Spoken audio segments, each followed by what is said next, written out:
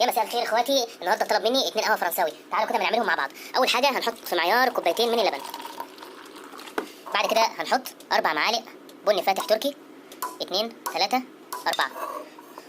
بعد كده هنروح هنديها بقى كده تسخين على البخار. طبعا البيت مش هيكون في بخار، فهنسخنه على البوتاجاز على نار هاديه خالص.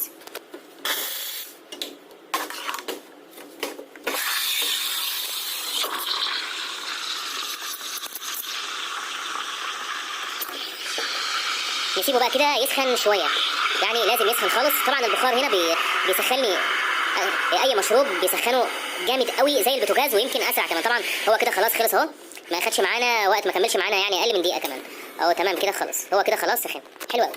حاجه كده يعني عظمه، قهوه فرنساوي.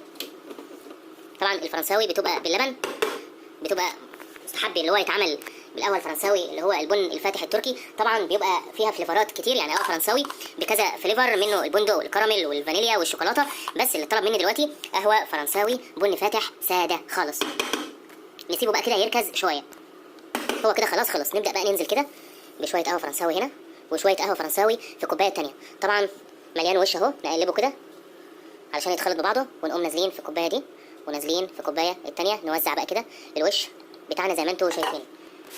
هو كده تمام. 2 قهوه فرنساوي، حاجه كده عظمه قوي قوي. ما تنسوش تعملوا بقى لايك وشير، ولا ما اشتركش في القناه يا ريت تشتركوا بسرعه.